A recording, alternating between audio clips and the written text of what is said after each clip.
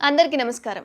అంగన్వాడీ వ్యవస్థను బలోపేతం చేసే విధంగా రేవంత్ సర్కార్ కీలక నిర్ణయం తీసుకుంది. అంగన్వాడీ ఆధ్వర్యంలో కాన్వెంట్ల తరహాలో ప్లే స్కూల్ ఏర్పాటు చేస్తుండగా దీని మీద తీవ్ర వ్యతిరేకత అయితే మొదలైంది. అయితే అంగన్వాడీ కేంద్రాలను 3వ తరగతి వరకు ప్లే స్కూల్ గా మార్చాలన్న కాంగ్రెస్ ప్రభుత్వ ప్రతిపాదనపై తెలంగాణ రాష్ట్ర ఐక్య ఉపాధ్యాయ సమైక్య ఎస్ఎస్ఐ తెలంగాణ విభాగం నుంచి తీవ్ర విమర్శలైతే వెల్లువెత్తుతున్నాయి. ఇటీవల నిర్ణయం సరైన చర్య కాదని పేర్కొంటూ రాష్ట్ర ప్రభుత్వం వెంటనే ఈ ప్రతిపాదనను ఉపసంహరించుకోవాలని టీఎస్యూటీఎస్ అధ్యక్షుడు కె చెంగయ్య, ప్రధాన కార్యదర్శి చావ రవి డిమాండ్ చేశారు. అయితే ఇలాంటి చర్య అంతిమంగా ప్రభుత్వ ప్రాథమిక పాఠశాలను మూసివేతకు దారితీస్తుందని టీఎస్యూటీఎస్ సభ్యులు అభిప్రాయపడుతున్నారు. అయితే ప్రభుత్వ ప్రాథమిక పాఠశాలల్లో ప్రీ ప్రైమరీ తరగతులు ప్రారంభించాలని ఉపాధ్యాయ సంఘం ప్రభుత్వాన్ని డిమాండ్ చేస్తోంది. అయితే ప్రాథమిక ఉన్నత పాఠశాలను సెమీ రెసిడెన్షియల్ గా మార్చాలన్న ప్రతిపాదికను స్వాగతించిన టీఎస్యూటీఎస్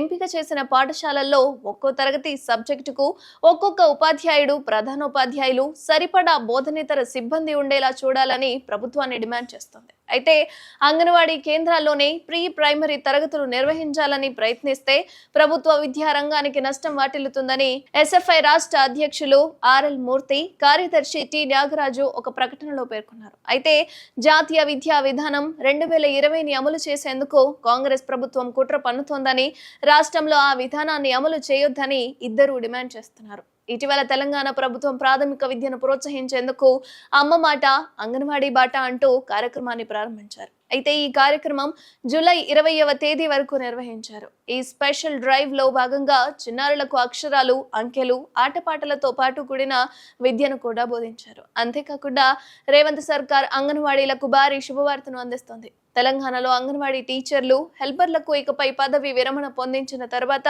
టీచర్లకు 2 లక్షలు, హెల్పర్లకు ₹1,00,000 రిటైర్మెంట్ బెనిఫిట్ అయితే కలిగించబోతున్నట్లుగా చెప్తున్నారు.